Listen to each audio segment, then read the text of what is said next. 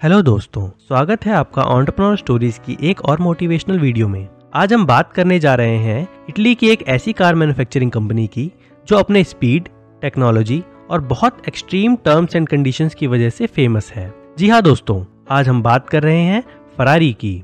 आप सबने कभी न कभी जरूर सुना होगा कि रॉल्स रॉयस खरीदने से पहले बायर का बैकग्राउंड चेक किया जाता है, जबकि ये एक मिथ है, लेकिन इस मिथ को हकीकत में बदलता है फरारी। आज फरारी सिर्फ एक रेसिंग कार ही नहीं, बल्कि इसे सबसे अमीर और इज्जतदार होने का एक स्टेटस सिंबल माना जाता है और फरारी खरीदना हर कार प्रेमी का एक सपना होता है। दोस्तों, अगर आप भी रेसिंग कार के दीवाने हैं तो आप फरारी की सक्सेस स्टोरी को जानना जरूर पसंद करेंगे और आपको फरारी के फाउंडर एंजो फरारी की कहानी से सिर्फ मोटिवेशन ही नहीं, बल्कि कई बिजनेस लेसन्स भी मिलेंगे जो आपको सफलता की ऊंचाइयों तक ले जाएंगे। इसलिए वीडियो को पूरा जरूर देखें और ऐसे वीडियो देखने के लिए चैनल को सब्सक्राइब कर लें। इस कहानी की शुरुआत होती है 18 फरवरी 1898 से, जब इटली के शहर मोडेना में अल्फ्रेडो फरारी के घर एंजो फरारी का जन्म हुआ। उन्हें बचपन से ही रेसिंग कार्स में बहुत दिलचस्पी थी। कार रेसिंग के प्रति ऐसे जुनून देख के उनके पिता अल्फ्रेडो फरारी ने उन्हें एक रेसिंग इवेंट में ले जाने का फैसला किया। उस समय वे महज 10 साल के थे। तभी से एंजो फरारी ने ठान लिया कि वो एक रेसिंग कार ड्राइवर बनेंगे। इसके बाद वो कई सारे कार इवेंट्स में जाते रहे।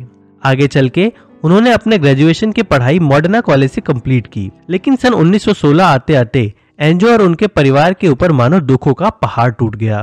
उनके लिए ये साल किसी त्रासदी से कम नहीं था, क्योंकि सन 1916 में उनके पिता और भाई की इटालियन फ्लू की वजह से मृत्यु हो गई और उनके घर की आर्थिक स्थिति काफी खराब रहने लगी, जिसकी वजह से एंजो को पढ़ाई छोड़ने पर मजबूर होना पड़ा और नौकरी की तलाश में इधर उधर भटकना पड़ा।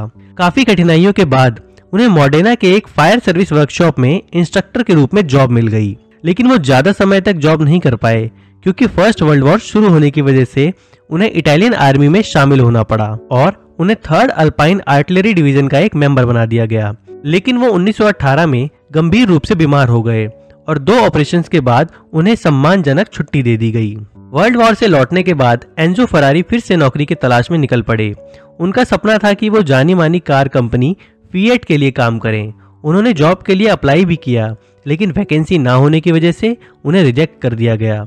काफी हाथ पैर मारने के बाद उन्हें इटली के शहर की टूरिन की एक मोटर कंपनी में टेस्ट ड्राइवर के तौर पर नौकरी मिल गई। दोस्तों, फरारी ने ऑटोमोबाइल सेक्टर में पढ़ाई तो कभी भी नहीं की, लेकिन कारों के प्रति जबरदस्त दिलचस्पी होने की वजह से उन्हें नॉलेज बहुत था। 1919 में उनके इसी जज्बे को देखते हुए उन्हें रेसिंग कार ड्राइवर के पद पर प्रमोट कर दिया गया। इसी के साथ एंजो फरारी का जो रेसिंग कार ड्राइवर बनने का सपना था वो पूरा हुआ।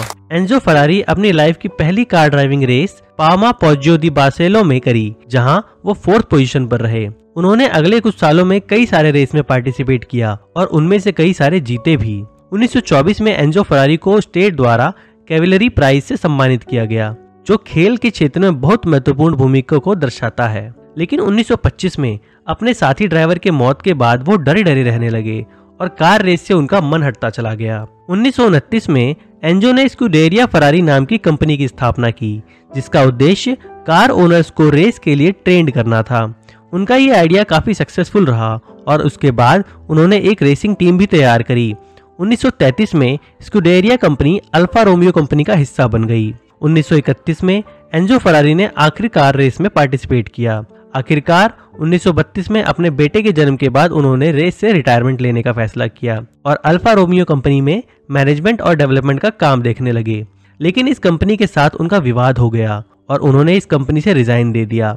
अल्फा रोमियो से निकलने के बाद उन्होंने फैसला किया कि वो अपनी खुद की रेसिंग कार बनाएंगे और 1939 में उन्होंने इटली के मोडेना में खुद की कंपनी खोली, जिसका नाम था ऑटो एवियो कोस्टुजियोनी, जो दूसरी रेसिंग टीम को पार्ट सप्लाई करने का काम करती थी। एक्चुअली एंजो फरारी शुरू से ही अपनी कंपनी का नाम फरारी रखना चाहते थे, लेकिन जिस समय एंजो फरारी ने कंपनी छोड़ा था उस समय कंपनी का एग्रीमेंट था कि वो 4 साल तक फरारी शब्द का इस्तेमाल नहीं कर सकते।